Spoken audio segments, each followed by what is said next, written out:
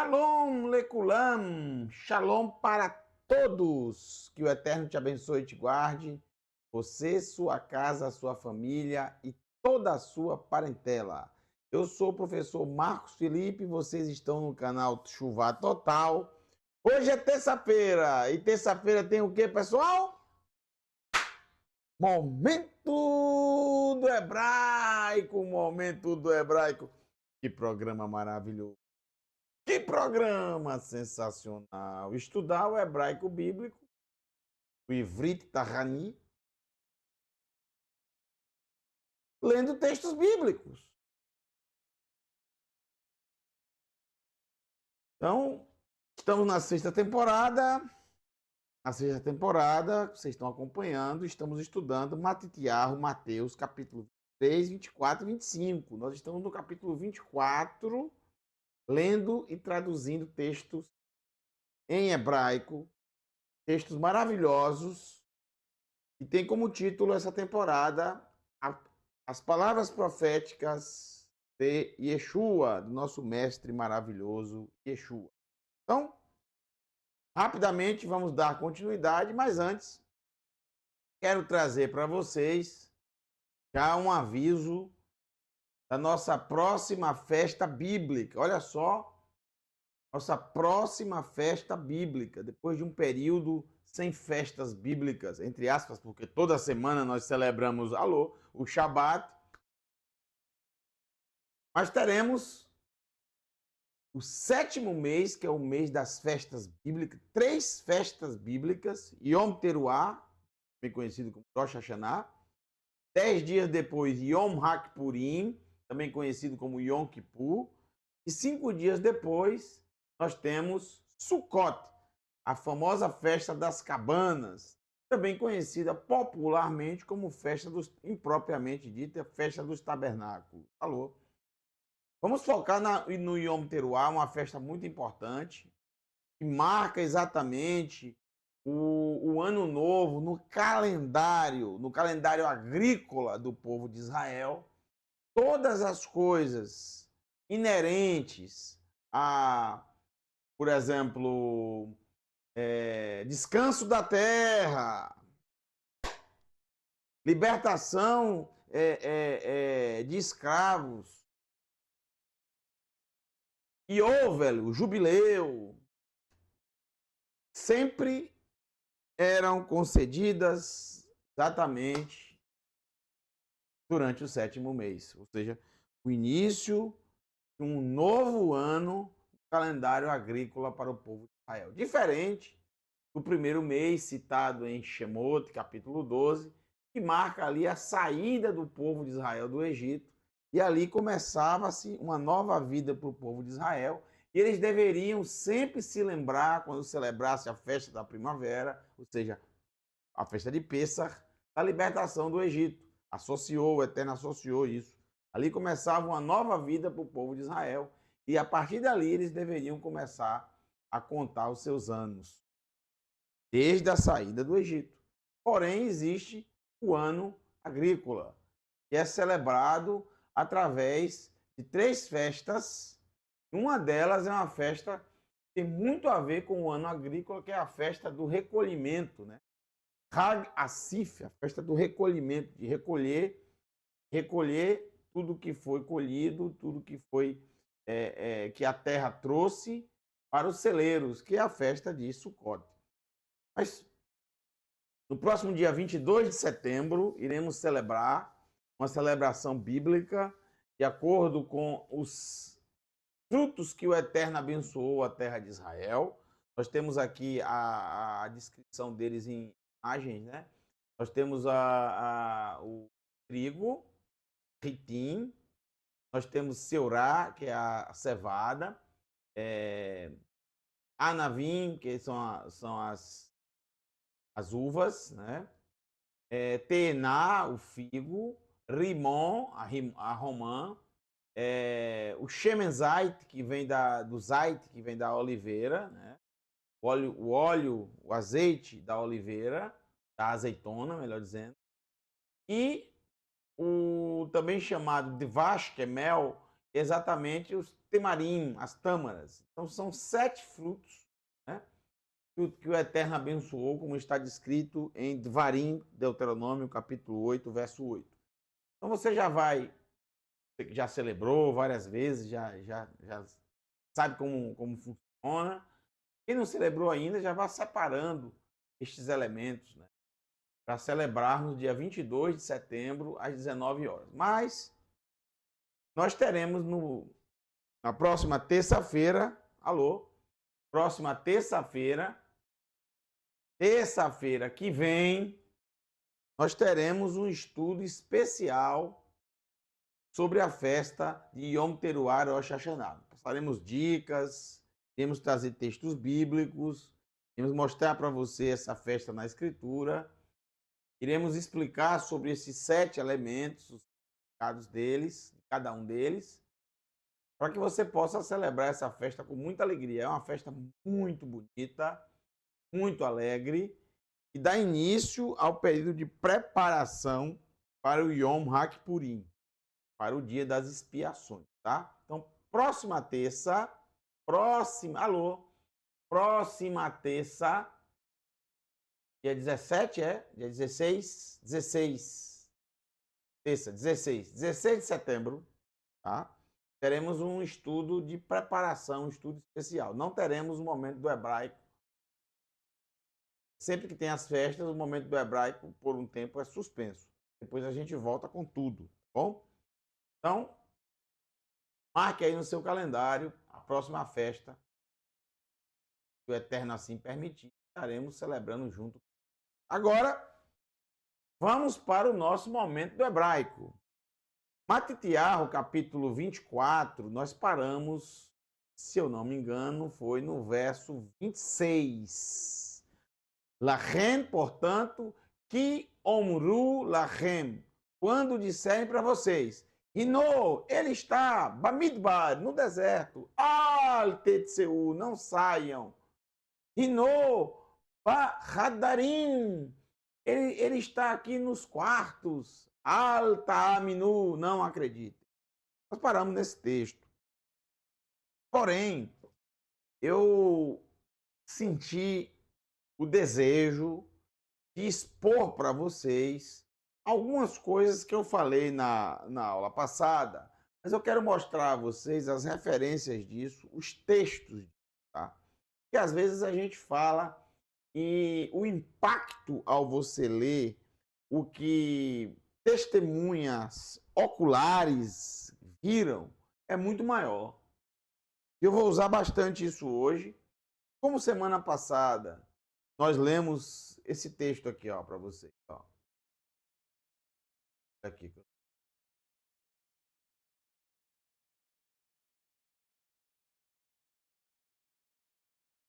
Não fossem encurtados aqueles dias, não se salvariam nenhuma carne, mas por causa dos selecionados, aqueles dias foram encurtados.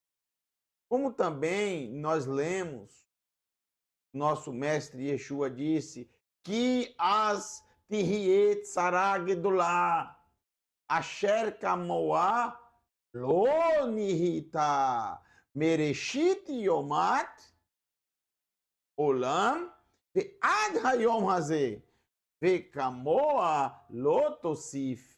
Pois então haverá uma grande aflição, e como ela não aconteceu desde o princípio dos dias do mundo até esse dia, e como ela não haverá. Observe que o nosso mestre Yeshua está falando e profetizando aos discípulos, para eles, apenas para eles, não havia mais ninguém ali. O texto garante, dizendo que eles estavam sozinhos com o mestre Yeshua. Eu vou ler para vocês aqui, porque muita gente, é óbvio que um período como esse, o que se tem são documentos escritos. Não há fotografias, não há filmagens. Alô? E se houvessem, vocês iriam dar crédito ao que o mestre está dizendo, iriam acreditar que a profecia que ele disse se cumpriu. Esse, gente, sem dúvida, foi o pior período que a história da humanidade já viu. Especialmente falando para o povo de Israel. Esse período foi bem pior do que o período terrível também do Holocausto. Não há dúvida. Porque tudo isso ocorreu dentro da própria terra de Israel. E não em vários lugares diferentes, espalhados pelo mundo, em terras estrangeiras, mas no próprio lugar, na própria terra prometida, na própria pátria de Israel.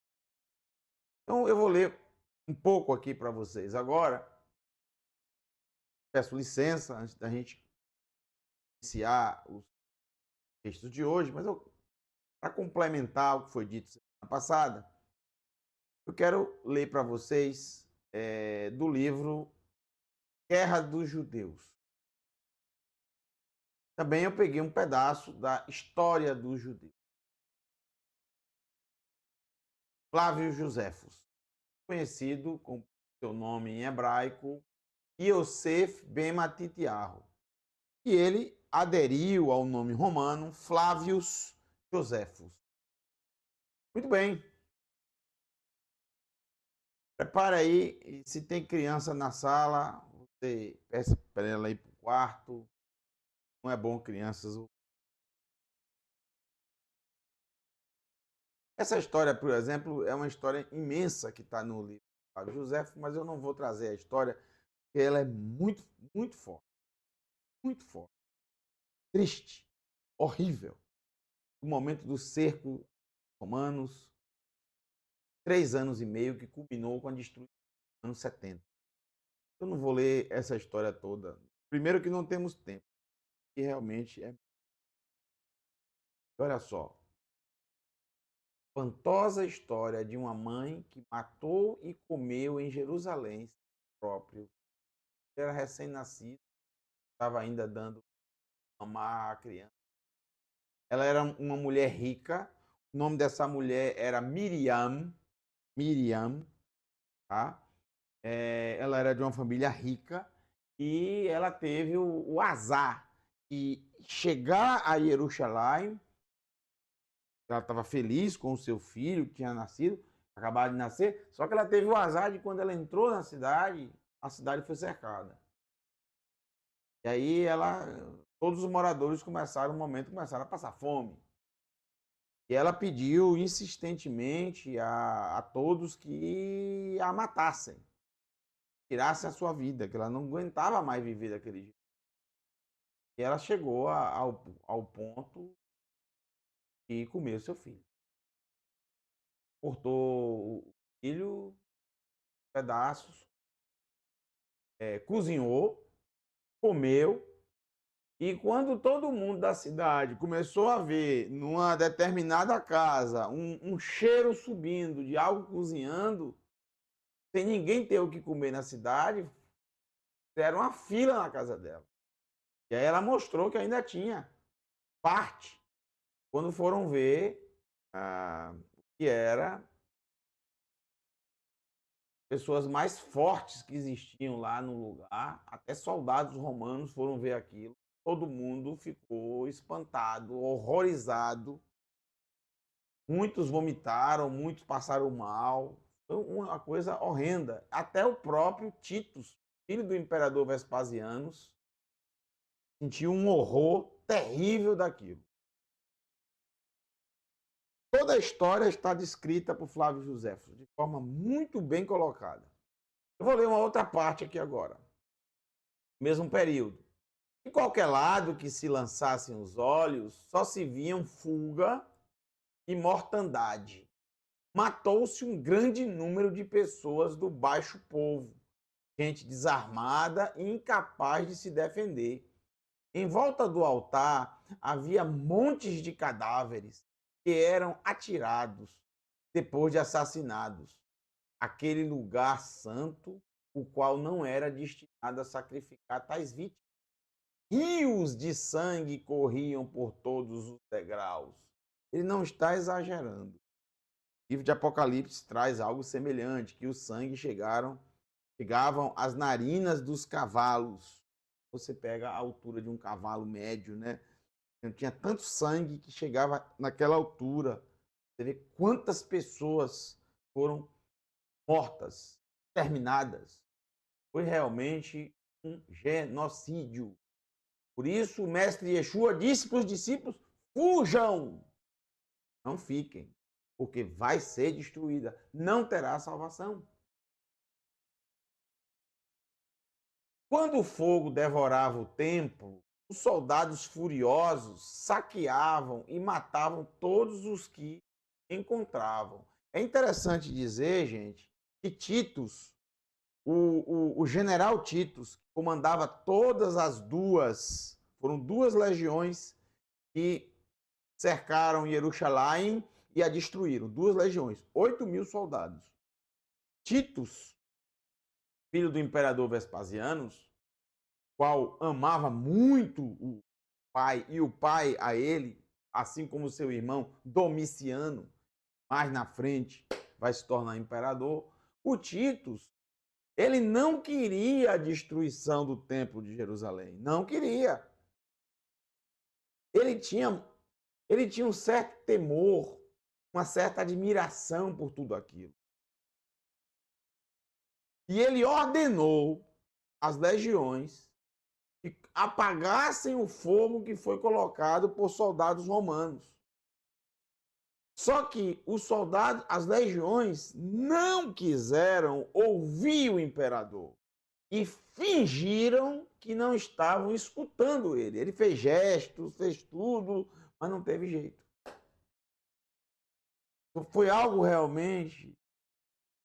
Você imagina algo assim: uma legião romana que não obedece ao general, que não é qualquer general, é o filho do imperador romano. Depois de muito tempo, os romanos tinham prazer no imperador. Eles festejaram uma festa descrita por Flávio Joséfos, que não tinha lugar para ninguém andar em Roma. Quando Vespasiano ele entra em Roma, é recebido, ele é ovacionado pela população. Depois de tantos imperadores tétricos, como por exemplo Nero, o diabo do Nero, a população odiava. Alô. Mas é incrível como tinha que acontecer. Porque tinha tudo para não acontecer a destruição do templo. O imperador não ordenou isso. E o seu filho, muito menos. Não dá tempo de trazer esses textos, mas eu já li várias vezes. Eu conheço bem a narrativa de Flávio José. Titus fez tudo para que o templo não fosse destruído. E sentiu uma angústia muito grande quando chegou e viu toda aquela beleza reduzida a ruínas. O que ia acontecer? Conforme a profecia do mestre. Bom, os soldados furiosos saqueavam e matavam todos os que encontravam. Não perdoavam nem a idade, porque os romanos não matavam pessoas com menos de 30 anos, mas durante esse período ninguém foi poupado. Nem a condição, se estava doente, se estava faminto, se estava caído no chão, estava armado, se não estava. Os velhos, as crianças, os sacerdotes, os leigos, eram todos passados a fio de espada. Todos eram envolvidos nessa matança geral, todos. E os que recorriam aos rogos, rogando, clamando por misericórdia, não eram tratados com mais clemência do que os que tinham a coragem de se defender até o fim. Lutavam. O gemido dos moribundos, estavam quase morrendo, né? Misturavam-se com o barulho do crepitar das chamas. Imagine que cena horrenda, horrenda, que avançavam sempre e o incêndio de tão grande edifício, situado num lugar elevado, né, que é o Monte Moriá, na coluna, fazia aos que o contemplavam de longe, né? Jerusalém é uma cidade envolta de montes. Pensar que toda a cidade estava sendo devorada pela. Nada se poderia ouvir de mais horrível do que o ruído, e ele é testemunha ocular, do que o ruído que ecoava pelo ar em todas as direções. Não se pode imaginar o que faziam as legiões romanas, tomadas de furor, os gritos dos revoltosos que se viam envolvidos de todos os lados pelas armas e pelo fogo, misturavam-se com as queixas e lamentações do pobre povo que estava no templo e, levado pelo desespero ao fugir, atirava-se nos braços dos inimigos. Vozes confusas elevava até o céu a multidão. A multidão estava no alto do monte, fronteiro ao templo, contemplando o horrível espetáculo. Aqueles mesmos que a fome tinha reduzido aos extremos, aos quais a morte estava prestes a fechar os olhos para sempre, percebendo o incêndio do templo, reuniam todas as suas forças para deplorar tão grave desgraça. Os ecos dos montes vizinhos e da região que está além do Jordão, alô, multiplicavam ainda esse barulho horrível. Veja, todo Israel foi tomado. Foi um momento realmente, por mais espantoso que fosse, porém, os males que causavam eram ainda mais. O fogo que devorava o templo era tão grande e violento que parecia que o mesmo monte sobre o qual estava situado ardia todo inteiro. O sangue que corria em tal quantidade que parecia querer competir com o fogo, quem se estenderia mais. O número dos mortos era muito maior do que o daqueles que sacrificavam a sua cólera e vingança. Toda a terra estava coberta de cadáveres. Os soldados pisavam-nos para poder continuar a perseguir os que ainda tentavam fugir. Por fim, os revoltosos organizaram tão violento ataque que repeliram os romanos. Chegaram ao templo exterior e de lá retiraram-se para a cidade. Fora do templo, só restava uma galeria. Isso foi encontrado há umas décadas atrás. Você pode visitar esse lugar hoje, resquícios desse incêndio. Aqui, ó, fora do templo, foram encontradas inclusive as ossadas. Fora do templo, só restava uma galeria onde 6.000 pessoas do povo, homens, mulheres e crianças, se tinham reunido para se salvar. Preste bem atenção. Mas os soldados, levados pela cólera, incendiaram-na também, sem esperar a ordem de Tito. Uns morreram queimados, outros atirando-se para baixo, para não sofrer morte semelhante. Se suicidaram, de sorte que nem um só se salvou. Por que esses 6.000 estavam lá? Porque um falso profeta foi a causa de morte desses miseráveis que haviam vindo da cidade para o templo, porque havia dito, falso profeta, e Yeshua falou sobre falsos profetas, mais um aqui, porque havia dito que eles teriam naquele dia um sinal manifesto do auxílio. Muitas histórias, gente. Eu só vou ler mais uma, tá? Por causa do tempo. Vou poder ler hoje pelo menos uns 2 versos.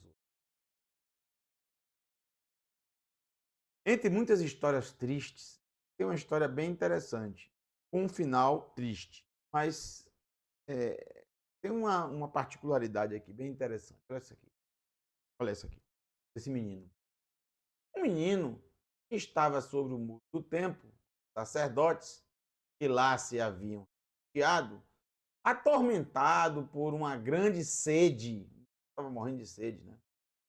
fome, mas sede pior ainda, rogou aos guardas romanos que lhe dessem de beber. Por compaixão, fizeram o que ele pedia, o que o menino pedia, em vista da sua idade e seu sofrimento. Ele desceu e, depois de ter bebido quanto quis, encheu sua garrafa de água, aquela vasilha de couro, né? E fugiu tão depressa para voltar para junto dos seus. Quando os soldados vacilaram, o menino se mandou. Ainda levou água, né? Porque nenhum soldado daquele corpo de guarda pôde alcançá-lo. Assim, eles contenderam-se em reprovar sua perfídia. Disseram que menino safado, né? Que menino safado! Mas o menino respondeu de lá de cima que eles o acusavam injustamente, pois não lhes havia prometido ficar com eles, mas fora procurá-los apenas para ter um pouco de água, que havia feito e não tinha, por conseguinte, faltado a palavra. Aquela resposta, superior à sua idade, fez eles admirarem a inteligência, aqueles mesmos aos quais havia enganado. Os sacerdotes, o menino deu 1-0, né? 1-0 neles. Os sacerdotes ficaram 5 dias sobre o muro. A fome os obrigou a descer. Levaram-nos a Tito, pedindo-lhe que os perdoasse. Mas ele respondeu que o tempo de sua clemência havia passado, pois o que levaria a conceder-lhes aquela graça já não existia, e que era justo que os sacerdotes perecessem com o tempo. Assim, mandou que eles fossem executados. Então, quem tentou, qualquer um deles tentou repelir os romanos, morreu. Todos que estavam no olho do furacão morreram. Todos que estavam ali, não importa se era criança, se era velho, se era idoso, se era mulher, morreu. Ninguém se salvou. Portanto, o mestre Yeshua, quando disse para fugirem, ele sabia o que estava dizendo. Ele veio sobre ele o mover da profecia. Ele trouxe exatamente o que ele havia visto. Não sei se naquele momento que ele conversava com os discípulos, ou se ele já tinha visto isso. Isso não tem tanta importância assim, né? Quando veio sobre ele esse mover de profecia. Muito bem. Eu quero ler para vocês, então, o texto de hoje. Pelo menos uns 2 textos hoje. Vamos lá. É o verso 27.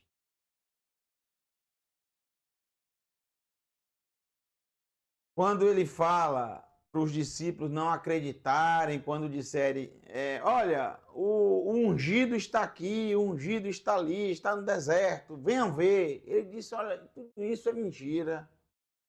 Não acreditem, porque na verdade não vai ser assim. O ungido vai chegar e de repente vai dar tempo você vir aqui, você sair dali, você... Não, não, não, não. Ele diz o seguinte, ó, olha como vai ser. Ikabarak, pois como relâmpago, barak, vai ver essa palavra no livro de Apocalipse, também no livro de Shemot, né? Êxodo, sobre as pragas, Ikabarak, pois como relâmpago, e Yetze, que sai, Mizrach, Mizrach quer dizer nascer do sol. Como um relâmpago que sai desde o nascer do sol, ou seja, do leste, e é visto ad acharit yam, até o final do mar. O que é isso que eu estou falando? Gente, observe que o mestre Yeshua, ele está usando exatamente a língua hebraica para falar com os discípulos. Porque só no hebraico e somente na terra de Israel faz sentido o que ele está dizendo.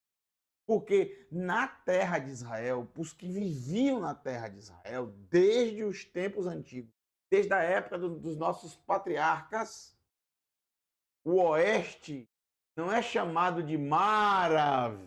Marav. Aí que vem Kotel Hamaravi, muro do ocidente. Não é chamado de ocidente ou oeste. É chamado de Yam, mar. Porque o oeste de Israel é totalmente banhado pelo Yam Gadol, mar grande, ou também conhecido como mar Mediterrâneo. Até o Aharit, até o final do Yam, até o mar, ou seja, até o ocidente, mas da terra de Israel. O foco de Yeshua é a terra de Israel. Ele não está falando para o mundo, ele não está falando para mim e para você, ele está falando para os discípulos que estavam ali, na terra de Israel.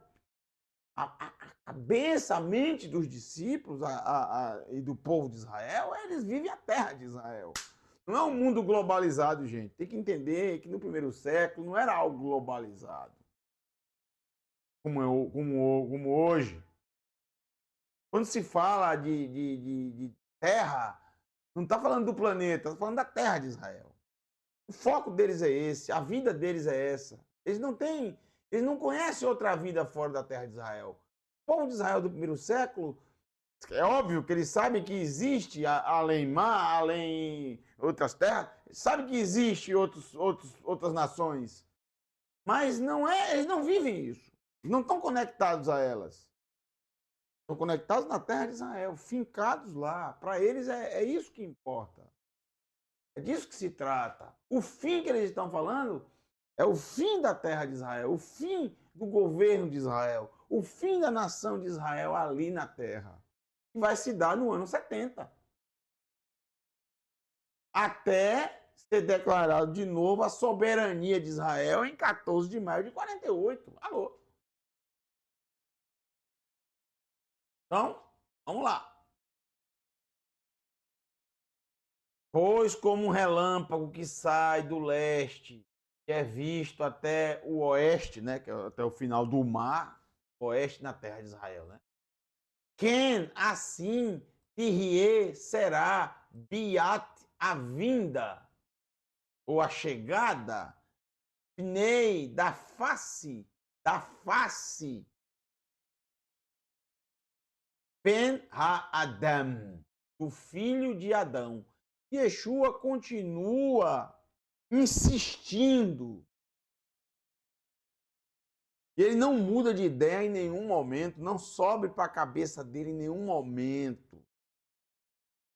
Essa ideia de que vai surgir séculos depois, vai surgir séculos depois, principalmente numa religião romanizada, porque o cristianismo ele começa no quarto século dentro de uma estrutura romana, todo mundo sabe disso, né? O imperador Constantino, alô, claro, dentro de uma estrutura romana.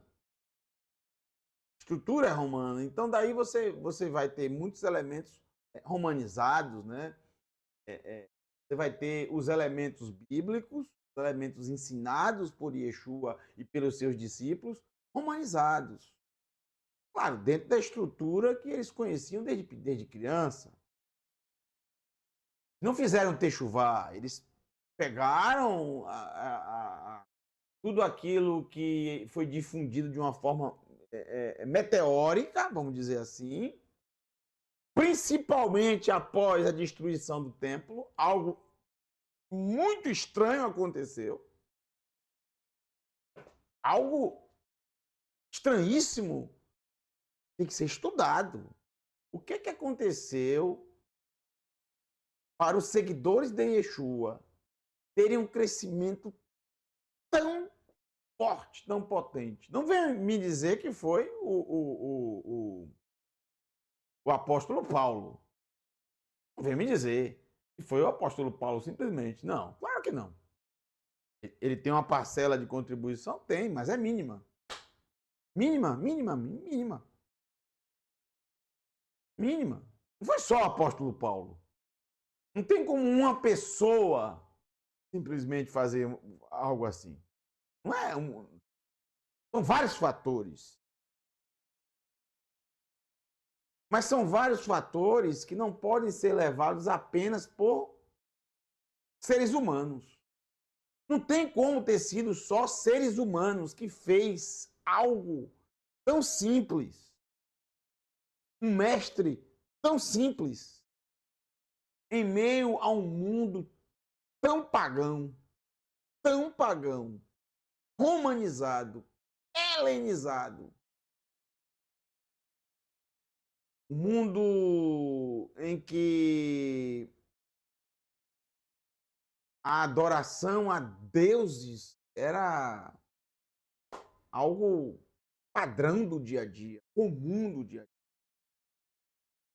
O monoteísmo era algo que somente estava ligado ao povo de Israel, e só. Não foi uma pessoa só, nem o apóstolo Paulo, nem somente os discípulos de Yeshua. Todos tiveram uma contribuição muito forte, muito, muito boa. Mas é mínima em relação ao mundo, em relação ao Império Romano, em relação a como se espalhou os seguidores, a mensagem e a história desse mestre nazareno, que viveu e teve sua história no pior momento da terra de Israel. A terra de Israel foi engolida, destruída, e no ano 70 foi reduzida a nada. Como sobreviveu? E tudo foi enterrado. Com a destruição do templo, foram enterrados todos os sonhos judaicos ali e também todos os movimentos. Como pôde sobreviver e se espalhar com tanta força assim?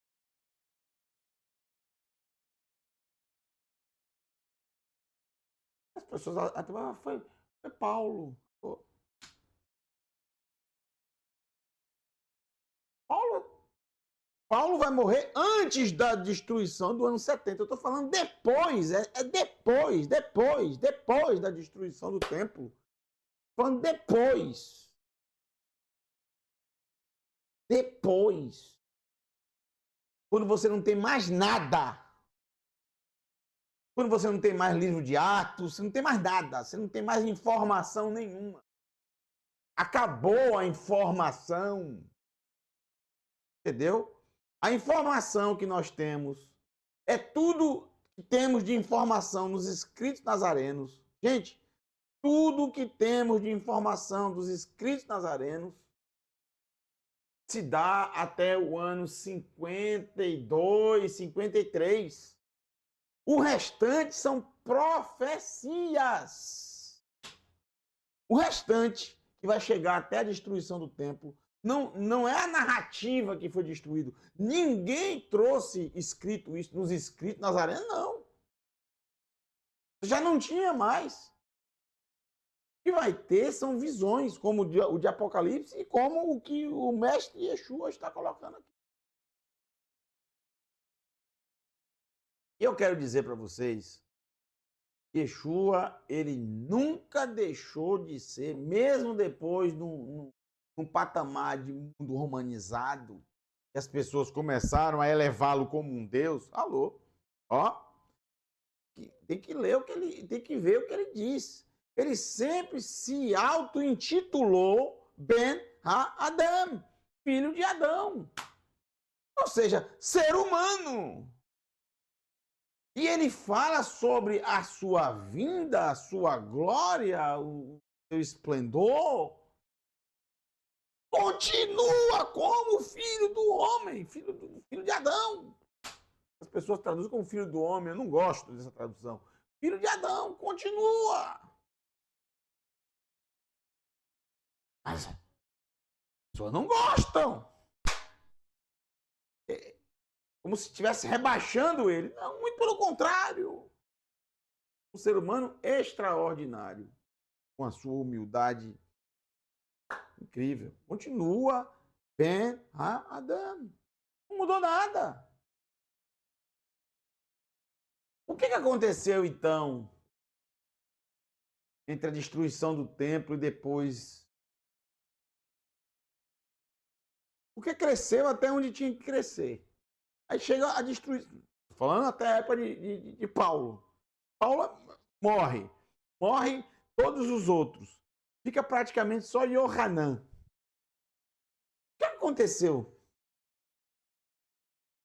depois da destruição do templo? E ali seria claramente acabou. O povo de Israel, acabou as esperanças, né? Chegou ao fim, final do mundo. E agora? A gente tem que pensar muito sobre o que o mestre está colocando, sobre essa questão de sua vinda, ele aparecer. Mas antes disso, vamos lendo os textos. Ele vai falar aqui, por exemplo, esse texto muito famoso, que muita gente não entende o que ele está querendo dizer. Asher Pegarim, quando existirem carcaças ou cadáveres, Pegarim, carcaças, Sham, ali, e Kavetsu, se juntarão a Nisharim, Nesharim, Nesharim em hebraico é águia, Nisharim, Nisharim, águias. Quando tiver carcaças, quando tiver ali cadáveres, as águias irão se juntar. Ele está querendo dizer o seguinte: quando você vê muito ajuntamento de gente, ali está o ungido, ali está. Não vá. E ali só tá os cadáveres. Ou seja, pessoas mortas. Yeshua ele utiliza esse mesmo termo em outro momento, quando ele diz deixai os mortos, enterrarem os mortos. Pessoas que não têm vida dentro disso. Pessoas que não vivem de movimentos, vivem de oba-oba, vivem de seguir multidão, né? Alô?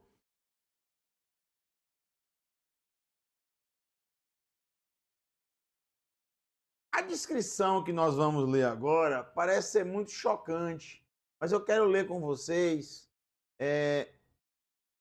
para vocês terem um contexto, tá?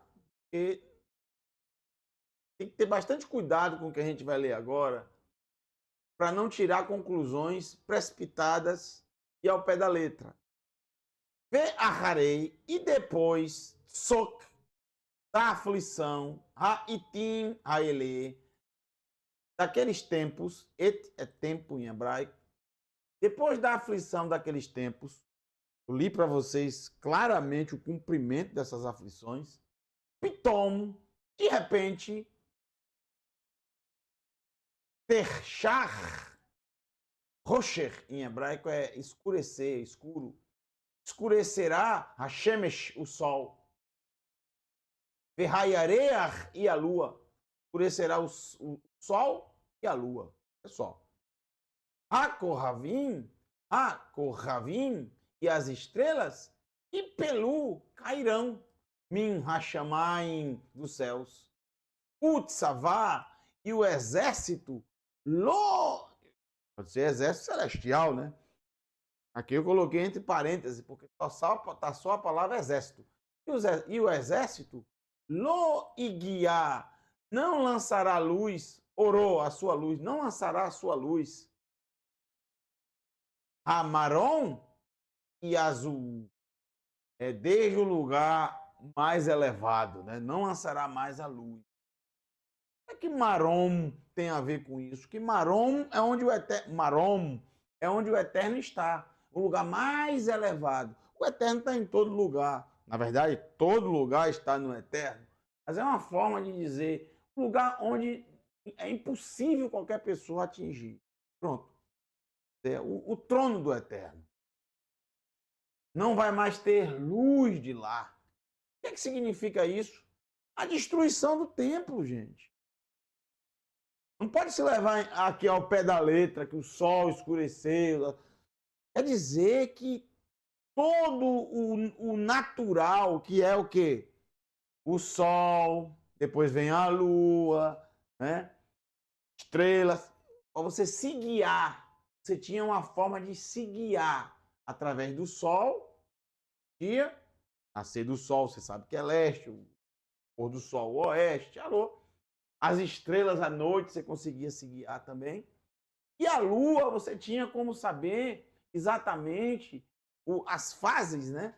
Para saber quando se dava o mês também. Então, o que o mestre está dizendo aqui é que perdeu-se o rumo. Perdeu-se o rumo. Alô? Acabou tudo. É justamente quando o templo é destruído, acabou tudo ali, perdeu o rumo. E aí vem o detalhe do Marom. O Marom, ele não mais lança a luz porque acabou a conexão. O templo não mais, alô, não tinha mais sacrifícios. Acabou os sacrifícios. Acabou a queima de incenso. Tudo. Tudo. Como é que a gente sabe que ele está falando isso através de parábola? Podemos dizer que é uma parábola. A gente sabe disso, gente, quando a gente lê texto, né? A gente vai lendo o texto, os textos adiante. Preste bastante atenção. Eu vou ler, eu falei que ia ler 2 versos. Deixa eu ver quantos versos eu vou ler. 3. Vamos lá. Preste bem atenção. As, então, Ierae irão ver Ot Ben Adam, um sinal do filho do Adão. Ele falou anteriormente que a face do filho de Adão, agora é um sinal do filho de Adão, Bachamaim nos céus. Que sinal é esse? É um sinal. Precisa saber que sinal é esse. Ele não fala aqui qual o sinal, ou quais os sinais. Fala, ele só fala que vai ser um sinal, e esse é um sinal do filho de Adão. Falou? Sinal é esse. Não fala. Vê Safidu e se lamentarão, Kol Mishpechot, todas as famílias Ha'adamá, da terra. E aqui da terra, ele não fala Aretz, exatamente a terra de Israel delimitada, mas o solo, né? O solo, todos os lugares onde tem terra, onde tem areia. Et ben Ha'adam ba, o filho de Adão virá, Pe-aninei, nas nuvens, Hashamaim, dos céus. Veraú, e verão, Peoz, no poder, o Behadar, Gadol, e na grande honra, na grande glória, mas sendo Ben Adam, filho de Adão. Mas como assim nas nuvens? Né? De onde ele realmente veio? Ele veio do céu, Shamaim, é o céu que a gente vê.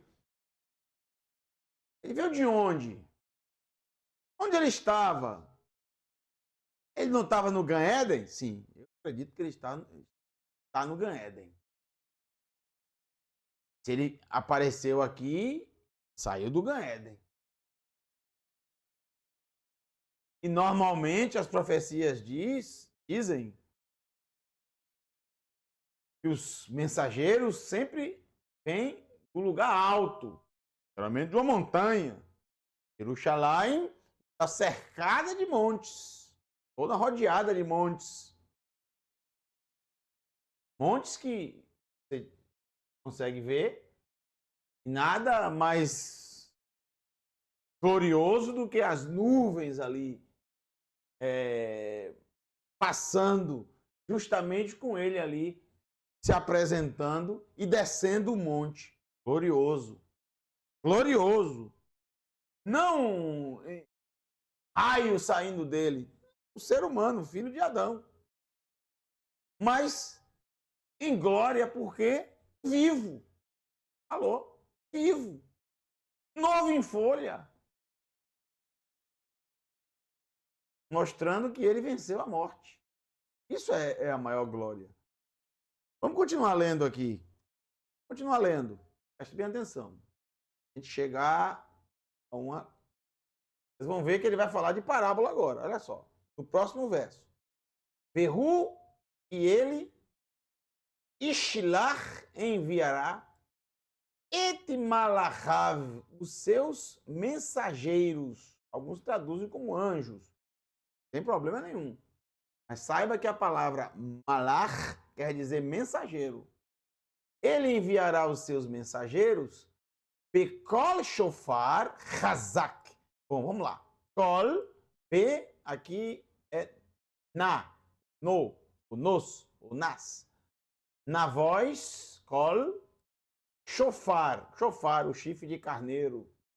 Chazak, todo mundo sabe que é forte. Então ele enviará os seus mensageiros na voz de shofar forte, ou grande, né? Forte, potente, forte. Grande não, gadol que é grande. Perdão. Vekibetsu, e reunirá através desse toque do shofar forte, vai chamar realmente, et berirav, os seus escolhidos, os seus selecionados. Eles não estão, obviamente, em Jerusalém, porque o mestre disse para eles, alô, fugirem para montanhas, deserto, alô, fora daquele lugar só teria destruição, seja quem for. Me arba ha-ruchot, ruach no plural, ruach é vento, arba é quatro, dos quatro dos ventos, miketse hashamayim, de uma extremidade dos céus, ad ketse hashamayim, até a outra extremidade dos céus, de uma outra extremidade dos céus. Dos quatro ventos, norte, sul, leste, oeste, todas as extremidades, todas as partes. Os selecionados de Yeshua seriam reunidos. Bom, eu quero que vocês prestem bastante atenção. Acredito que dê para ler um pouco. Tem mais alguns minutos hoje. Olha o que o mestre vai dizer. Os discípulos ficaram um pouco assustados agora, como vocês também ficaram um pouco. Quando se estuda essas profecias de uma forma bem racional e dentro da realidade do que realmente foi com os discípulos ali, para os discípulos, aí a gente acha estranho. É óbvio que quando você pega esses textos de forma separada e dentro da religião, você tem várias doutrinas sobre isso, né? Principalmente vieram das religiões que já tem algo pré-definido sobre o que estamos lendo aqui. Só que eu proponho a vocês estudar esses textos de uma outra maneira, dentro de um contexto original, dentro de uma realidade do primeiro século, dentro da realidade de Yeshua, respondendo aos discípulos sobre a destruição do templo. Observem. Querru, peguem. Isso o mestre fala também para vocês hoje. Para vocês, para mim. Peguem lachem machal. Peguem para vocês uma parábola.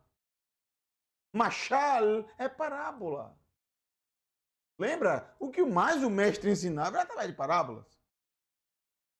Então, o sol escurecer, a lua escurecer, as estrelas caírem, alô, são termos proféticos que nós vamos ver em vários profetas, como Joel, a lua se transformará em sangue, e mais isso, e as estrelas vão cair do céu. Apocalipse também traz a mesma coisa que os profetas trazem. Yeshua também usa um pouco dessa palavra profética, mas ele está falando sobre o quê? Qual o assunto central dessas profecias? A destruição do templo, que seria uma das coisas mais incríveis. Mais incríveis. Destruição do templo. E é disso que se trata. Quem poderia imaginar que o templo, a todo vapor, sendo reformado, com os romanos, sem problema nenhum com aquilo? Quem poderia imaginar? Os romanos até ajudavam aos sacerdotes a dar continuidade à reforma de Herodes. Yeshua diz: peguem para vocês uma parábola, desde Atena, desde a figueira.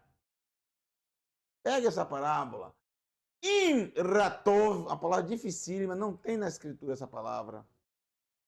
A palavra que não tem na escritura, então é difícil de traduzir. No dicionário, ela traz como molhada essa palavra. Mas eu entendo o que essa palavra quer dizer. Por quê? Porque eu entendo, eu estudei em relação à figueira.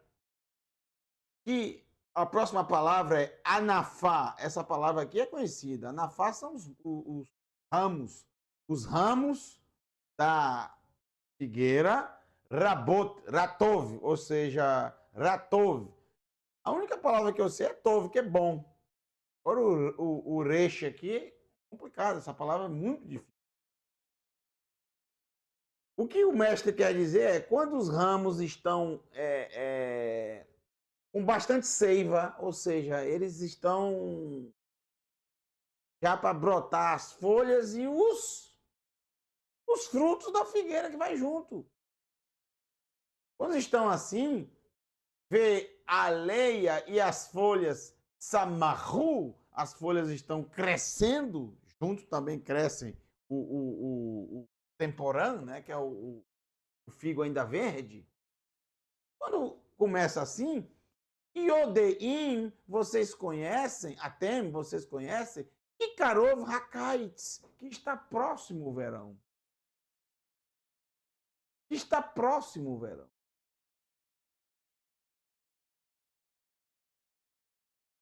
Então, vocês precisam pegar a parábola desde a figueira.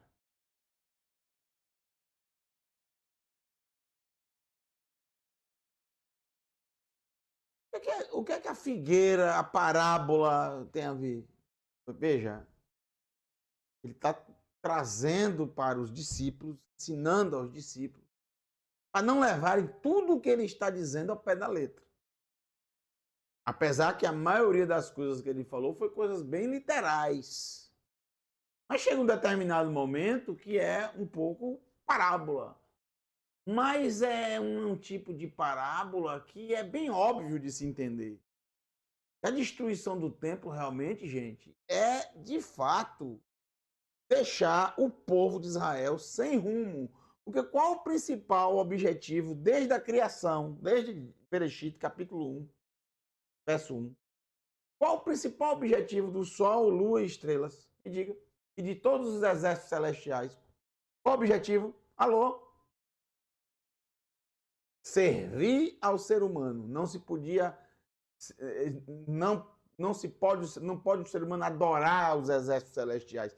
Eles servem a nós. Não devemos servir a eles. Eles é que servem a nós. Para quê? Está escrito lá. Para nos dar direção. Para nos dirigir. Aqui é o leste, aqui é o oeste, aqui é o norte, aqui é o sul. Alô? Para dias, meses, tempos, estações. O povo perdeu o rumo. Claro. Completamente. Completamente. Então ele diz, assim, Veken, assim, Gamka Asher Tireu Kolele, assim também, quando verem todas essas coisas, e a doar, saberão, TDU, conhecerão, saberão. Então, é uma repetição da mesma palavra para fortificar o que ele está dizendo. Com certeza vocês vão saber que Karov Hu Lapatar, que ele está próximo à porta, está próximo de vir todas essas coisas. Mais ainda, mais específico, que é o que os discípulos perguntaram, a destruição do templo. Agora, para terminar aqui, último texto de hoje. Amém. Veja que ele começa exaltando a fidelidade do Criador. Amém? Elohim melech neeman. Ani omer lachem. Eu digo para vocês. Kilo, pois não, e Yavor passará a dor razé. Essa geração, a geração que eles estão, essa geração. Ad Asher e Acomu Kol Ele. Até que se levante tudo isso. Até que aconteça tudo isso. Tudo o que ele disse. Isso inclui, inclusive, o sol escurecer, a luz escurecer, as estrelas caírem do céu, tudo isso. E também a manifestação do filho de Adão. No caso, o próprio Yeshua. A gente precisa. É bem difícil entender tudo isso. Até porque profecia, seja ela qual for, é muito difícil de entender. Precisa estudar, ficar, saber o contexto. E às vezes, como eu sempre digo, uma profecia, ela se cumpre de tempos em tempos, ou seja, se cumpre várias vezes, em épocas diferentes, a mesma profecia. Até o próprio profeta não tem a noção de o que ele está dizendo vai se cumprir de forma cíclica, de várias vezes a mesma coisa, em épocas diferentes. E às vezes a profecia se cumpre uma parte num período, outra parte em outro, outra parte em outro. A profecia é algo muito complexo. Então é sempre interessante saber por que o profeta trouxe aquela profecia. E aqui nós temos todas as indicações, temos todo o contexto. Por que Yeshua traz isso para os discípulos? Ele foi provocado pelo saber quando.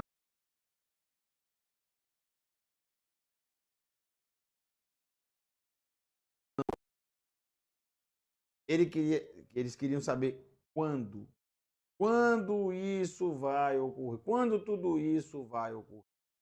Uma coisa a gente não pode jamais. Sei que as pessoas têm vários tipos de interpretação sobre. Eu já falei aqui sobre esses textos. Eu respeito todas elas. Ainda mais quando se trata de profecia. Não vou discutir com ninguém. Mas, gente, uma coisa a gente precisa ter cautela. Uma coisa que já aprendi. Tem uma coisa que eu aprendi com o mestre Yeshua, é cautela. Precisamos ter cautela, prudência, sabedoria. Né? A sabedoria precisa imperar.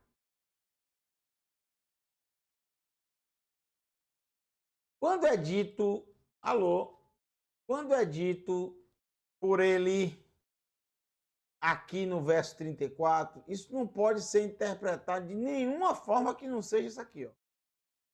Não passará essa geração até que tudo se levante, tudo isso se levante, tudo isso venha se levantar, venha surgir, venha acontecer. Então, não adianta querer pegar o que o mestre falou para os discípulos observarem, para os discípulos verem em relação à destruição do templo, querer colocar para o futuro. Eu repito o que eu acabei de falar há pouco tempo atrás. Muitas profecias acabam se cumprindo depois, de forma cíclica. Várias delas. Como, por exemplo, a de Daniel, quando ele fala sobre a... O próprio Yeshua cita aí. Ele fala sobre o Shikuts Meshomem, a abominação que causa desolação. Isso se cumpriu lá com os macabeus, mas depois vai se cumprir de novo. Depois de Yeshua. É o que vai gerar a grande revolta e a destruição do templo. Mas a gente tem que ter essa noção aqui. O mestre está falando que aquela... Então não passaria 70 anos. Não poderia passar mais do que 70 anos. E não passou. Eu quero terminar. Sei que muitos não acreditam.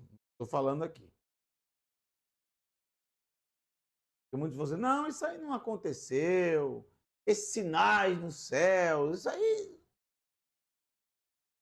Eu acredito piamente.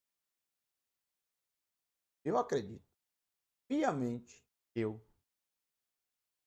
Para mim, é a única explicação pela qual... Pergunta que eu fiz a vocês. Como os seguidores de Yeshua cresceram tanto que a sua história não se dissolveu depois da destruição? Como isso ocorreu? Porque Paulo não vem depois disso. Vem antes. Como isso ocorreu? Cada um é importante. Paulo é importante. Mas não explica. Como até o grande Império Romano se rendeu aos seguidores. Foi algo natural. Foi só seres humanos. Tem algo por... Eu desconfio. Confio. E foi exatamente a promessa do mestre de aparecer novamente. De se fazer presente nesse um dos piores momentos do povo de Israel. Fortaleceu dessa forma e fez muitos seguidores abraçarem essa fé. Nós temos que entender que não temos registros dos escritos nazarenos. Os registros vão até o ano 52, 54. Tá? E aí vem Apocalipse, que trata ali, quem sabe, próximo ao momento da destruição, mas antes da destruição. E depois não temos mais nada. Confiável? Não temos mais nada. Conhecido? Não temos mais nada. Porém, quero apresentar para vocês uma testemunha ocular daqueles momentos. Possa ser que você não acredite, mas é verdadeiro o relato. Possa ser que você ache que não tenha nenhuma conexão. Alô? Mas essa é uma fonte confiável. Trata-se de Yosef Ben Matitiyahu, Flávio Josefos, um judeu. Não era seguidor do mestre Yeshua, não. Ele cita o mestre Yeshua e alguns dos seus discípulos. Ele cita, especificamente, ele cita Yohanan Hamatbil, Yohanan Imessor, e ele cita Yaakov Hatzadik, irmão de Yeshua. E o próprio Yeshua. Esses três ele cita, mas nenhum outro. Mas vamos lá. Próximo à destruição do templo. Vamos ver o que é que ele cita aqui. Olha. Ele diz o seguinte: coisas muito esquisitas aconteceram. E eu vi, ele diz, eu vi. E muitos viram, e muitos que estão vivos, ele diz, viram. Isso é bom porque aqueles que não acreditarem, procurem as pessoas que já ainda estão vivas e viram isso. Porque todos viram. Ele relata que todos viram. Porque foi algo que era impossível alguém não ver. Olha só. Acredite. Mas eu não quero acreditar. Acredite. Um cometa, segundo narra o Flávio José, ele como um cometa que tinha uma forma de uma espada, apareceu logo aonde? Sobre Jerusalém durante um ano inteiro. um ano inteiro. Será esse sinal, mestre Yeshua, em formato de espada? É estranho, né? Antes de começar a guerra, o povo reunira-se a 8 de abril. É claro que aqui é colocado, ele não coloca a data do calendário judaico. Ele escreve para o mundo romano. Agora eu quero que vocês prestem atenção no que eu vou mostrar aqui agora para vocês. Presta atenção, viu? Vou compartilhar aqui a tela do Caluar. Alô? Vamos lá, Caluar. Cadê? Cadê o Caluar? A tela do Caluar. Cadê o Caluar? Pronto. Aqui no Caluar, se você colocar antes da guerra, né? A guerra foi no ano 66. Durou até o ano 70, 3 anos e meio. Eu vou colocar no ano 65. Vamos ver se 8 de abril que ele fala aqui é a festa de Pêssar, na tradução aqui, Páscoa. Vamos ver se o relato é verdadeiro. E tudo eu verifico. 8 de abril, Erev Pêssar. Tá aqui, ó. 8 de abril, presta atenção aqui, do ano 65, é o dia 14 do mês de Nissan, do ano 3825. Gente, o relato é verdadeiro. Tá aqui. O relato é verdadeiro. 8 de abril, pode olhar, 8 de abril, Everi Pêssar. Tá aqui, ó. Tá vendo essa parte aqui com a cor diferente no calendário? É o dia 8 de abril, que é o dia 14 do mês de Aviv. Pêssar, ela cai em várias datas diferentes a cada ano. Por exemplo, no ano do cerco, ano 66, olha quando o Pêssar vai cair. Alô, Pêssar é no mês de março. Pêssar é no mês de março, dia 28 de março, tá vendo? Se você colocar no ano 64, onde é que é Pêssar aqui? Pêssar, Pêssar, Pêssar, Pêssar, Pêssar, Pêssar. Pêssar é dia 21 de março. Ano 63. Vamos lá, ano 63. Onde é que é Pêssar? Pêssar, Pêssar. Pêssar é dia 2 de abril. Aí no ano 64, quando é Pêssar? Hein? Pêssar, ano 64? Você Pêssar, março também. Dia 21 de março. Vamos colocar no ano 67. Pêssar. 17 de abril. O único ano que é dia 8 de abril é 65. E ele fala antes da guerra. Alô? O testemunho é verdadeiro. O testemunho de Flávio José é verdadeiro. É totalmente conectado com o calendário. Então, antes de começar, ele dá até a data, a 8 de abril, para a festa da Páscoa. E pelas 9 horas da noite, claro que a tradução pegou o calendário de acordo com os romanos e colocou para o português para vocês entenderem. O tradutor fez isso da melhor forma possível. 9 horas da noite. 9 horas da noite, olha só, a noite ela é dividida em 3 vigílias, em 4 vigílias, perdão. Alô, menino Daniel. Em 4 vigílias a cada 3 horas. Então, nós temos de 6 da noite a 9 da noite, finalizando a primeira vigília. Quando terminou a primeira vigília da noite, já começou e já iniciaria a segunda vigília, às 9 horas da noite, iniciando aqui a segunda vigília, viu-se durante 1h30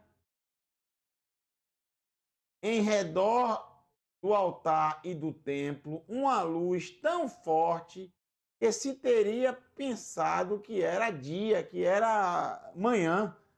1h30. Então foi metade de uma vigília. foi exatamente até as 10h30 da noite, essa luz tão forte em redor do templo e do altar, como se fosse dia, um clarão de 1h30. Está registrado. Durante essa mesma festa, veja isso, uma vaca que era levada para ser sacrificada deu à luz um cordeiro no meio do templo. Olha quantas coisas estranhas, quantos sinais ocorreram. E o único registro que temos é Flávio José. Não há mais escrito nazarenos. Não há mais. O livro de Atos não vai até aí. Já cessou. O livro de Atos cessa praticamente com a morte de Shaul. Não tem mais nada. Ocorreram muitas coisas, gente. Isso é o que Flávio Josefo viu. Fora o que ele não viu. E não há relato. E a julgar pelo mestre Yeshua, que sempre ordenou aos seus discípulos para não falarem, não contarem, não dizerem. Ele sempre teve esse perfil. Pelas 6h da tarde, na finalização do dia, a porta do templo que está do lado oriente, ou seja, do lado do Monte das Oliveiras, a porta formosa, de frente para a porta dourada, famosa, que é de bronze e tão pesada que 20 homens mal a podem empurrar. 20! Abriu-se sozinha, embora estivesse fechada com enormes fechaduras, barras de ferro e ferrolhos. Me diga se isso é uma coisa normal, natural. Tudo são sinais que penetravam bem fundo no chão esses ferrolhos, feito de uma só pedra. Os guardas do templo avisaram imediatamente o magistrado do que acontecera e lhe foi bem difícil tornar a fechá-la.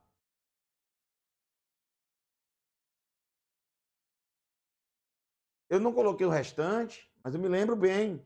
Muitos começaram a dizer, não, isso é uma coisa boa, maravilhosa. Mas muitos sábios disseram, não. O templo foi rejeitado pelo Eterno e será destruído.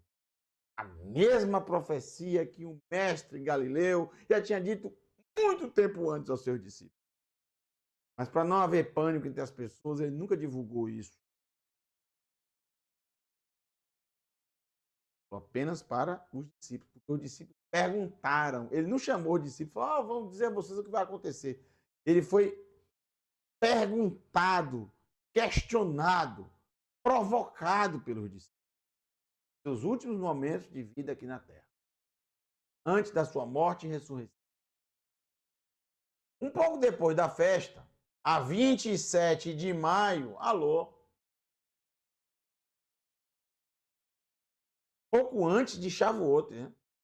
Aconteceu uma coisa que eu temeria relatar. Olha o que ele diz aqui. Eu tenho medo de dizer. Medo que a tomassem por uma fábula. Se as pessoas que também a viram ainda não estivessem vivas, e se as desgraças que se lhe seguiram não tivessem confirmado a veracidade. Mas vou cantar, dizer. Antes do nascer do sol, eu quero que vocês vejam aqui. Terminar com isso. Antes do nascer do sol, viram no ar, obviamente nas nuvens, né, gente? Céus, em toda aquela região, carros cheios de homens armados, mensageiros do mestre Yeshua, atravessar as nuvens e espalharem-se pelas cidades para cercá-las. dia da festa de Pentecostes, Shavuot, né?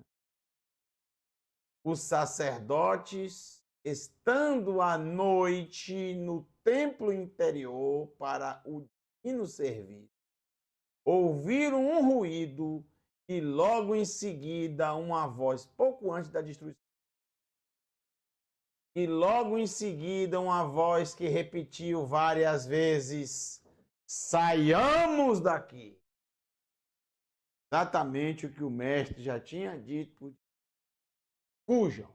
Quando verem a cidade sendo cercada, guerras e rumores de guerras, alaridos e aquele burburinho, fujam. Fujam para as montanhas, se escondam. Não haverá salvação. Nós vimos aí relatos impressionantes. Impressionantes.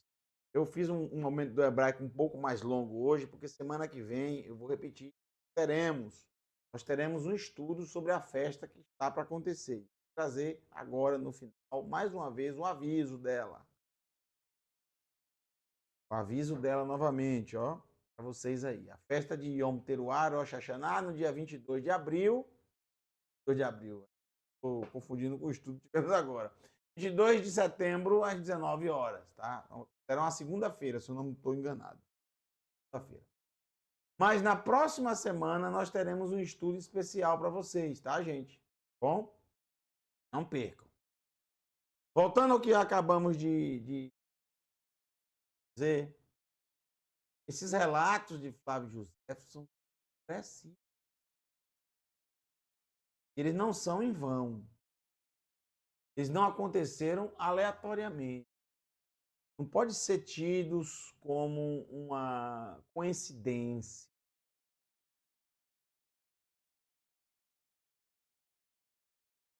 São sinais. Eu acredito,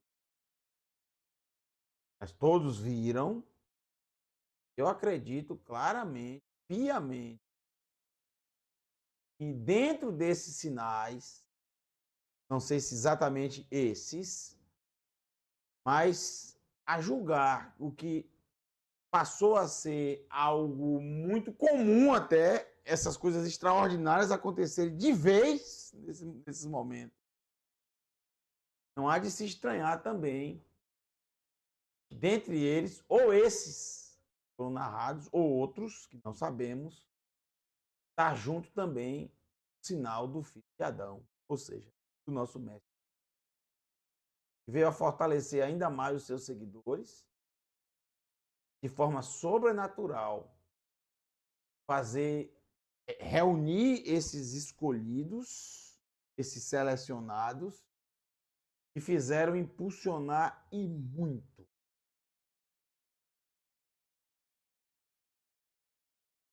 seu ensino e levar adiante o legado de forma tão forte, poderosa, até atingir o principal império da Terra, o Império. Se rendeu a isso. Se rendeu à história desse mestre. As profecias do mestre Yeshua são fabulosas e fantásticas. E dá margem a gente acreditar ao futuro. Porque, não se engane, todas as pessoas que leram esses textos sempre colocaram o seu cumprimento para um futuro. A gente sempre quer algo, pensa nisso, ou durante o nosso período, melhor ainda. Mas eu acredito piamente que os discípulos tinham certeza que aconteceria dentro daquela geração. O mestre disse, não há dúvida. Como também, eu não descarto, profecias, elas acabam se de forma assim, de forma vida, outras épocas. Mas eu estou, ao ler esses relatos, de forma muito cautelosa, e dentro de um contexto, eu estou convencido tudo que o mestre falou está relacionada à destruição do templo. Consequentemente, ao que aconteceria com os discípulos dos discípulos e os discípulos dentro daquela geração. Tenham consciência. Muitas coisas aconteceram durante. Não houve e não haverá um período como aquele da destruição. Um beijo para todos vocês. Espero que vocês tenham gostado de mais um. Alô! Momento do hebraico. Semana que vem, terça-feira, não percam estudos sobre a festa Yom Teruah Rosh Hashanah. Beijo para todos vocês. Até a próxima. O Eterno os abençoe.